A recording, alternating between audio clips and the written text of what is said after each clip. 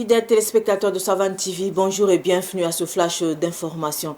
Le Conseil des ministres s'est tenu hier à Ouagadougou.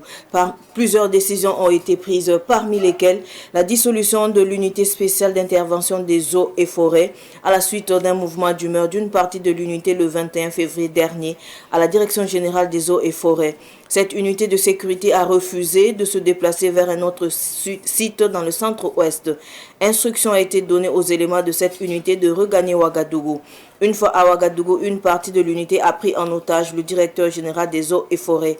Après des négociations, l'unité a été désarmée et le ministre Roger Barraud de souligner que les 165 éléments qui étaient entrés en mouvement seront sanctionnés. L'Union européenne témoigne sa solidarité envers le Burkina Faso après les violentes attaques terroristes perpétrées dans les localités des régions du Sahel, du Nord, du Centre-Nord et de l'Est du pays. Ces attaques terroristes synchronisées se sont déroulées le dimanche dernier. Dans sa déclaration, l'Union européenne a également condamné fermement ces attaques et a présenté ses condoléances aux familles des victimes. Par ailleurs, elle promet de continuer à soutenir le Burkina Faso, à lutter contre l'extrémisme violent et à fournir une aide humanitaire aux populations touchées. Hors du Burkina, au Tchad, qu'est-ce qui se passe réellement au Tchad?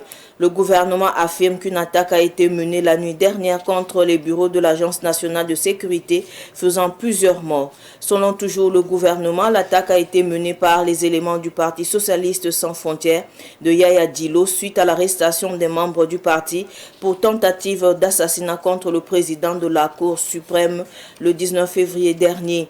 Le Parti socialiste affirme que Abakar Torabi a été abattu par balle au cours de l'intervention et dément être impliqué dans l'attaque contre l'Agence nationale de sécurité ou dans l'agression du président de la Cour suprême.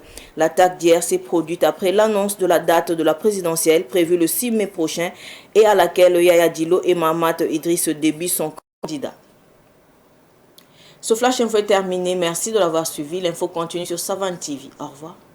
Vous pouvez réécouter les flash infos de Savane TV à tout moment sur votre téléphone si vous avez un numéro orange. Composez le 3 2 1 sur votre téléphone, lancez l'appel et suivez les instructions. Le 3 2 1, c'est un service d'information à la demande qui met à votre disposition des informations utiles sur l'agriculture, la météo, la santé, la microfinance, le foncier, le développement et bien d'autres contenus d'intérêt général auxquels vous pouvez accéder par appel téléphonique uniquement à partir d'un numéro orange. 3 2 1, un service de Viamo Burkina.